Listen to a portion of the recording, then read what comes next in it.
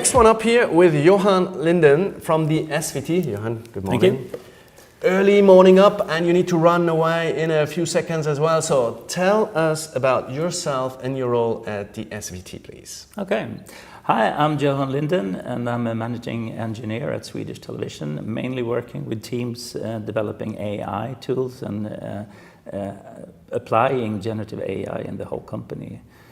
Before that, I was program manager and was a part of the executive management before I turned into an engineer. Nice. So it's your first time here at Northern Waves. What do you like about the conference so far? What made you come here? Oslo is the best place on earth, I think. So of course I go to Oslo whenever I get the chance. But I was invited by DPP to do a fireside chat, so that's why I'm here. I haven't seen much of the conference because I'm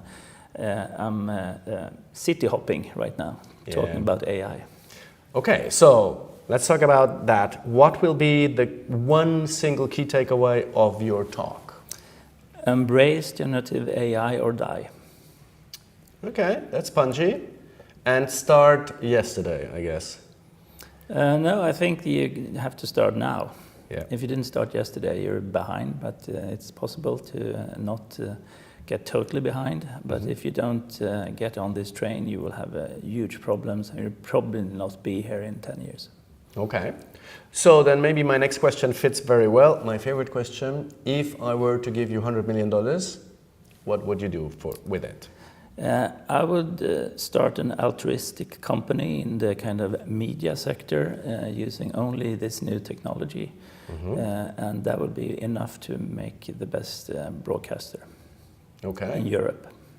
Well, only this technology, but you will still have employees, or will everything be just Gen AI? You always need creative people, and you always need people that understand how to communicate through images or sound or narratives. So they are here to stay, but the whole production line is totally different. You can make a whole program with only AI if you want to, and you can, in the future, you can create like personas that will be movie stars, but they do not exist. Do you think people will identify that this is AI generated? Today you can.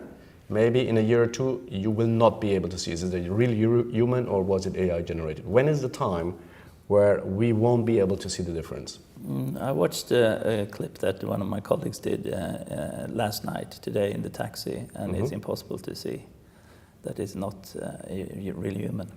Wow, already now? Yeah, and I think after the American election, we would be seeing a lot, because there are a lot of institutions and companies in the US that are not, they haven't put to market yet, but they've done because of the American election, because this will be super dangerous in the wrong hands. Yeah, absolutely. So I think that we will have a new set of ethical discussions, political discussions and regulation discussions all over the world, but I think Europe is well prepared. The European Commission is really on top of this, much better than other countries and other kind of continents. And I think also that we have seen that French and German politicians are getting this, and also in the Scandinavian countries, of course. So I think that a lot will change within the coming 2 years when the generative AI really hits home, so to speak, when everyone can use it. We live in interesting times, for sure. It's like living in a time when they invented the wheel. Yeah.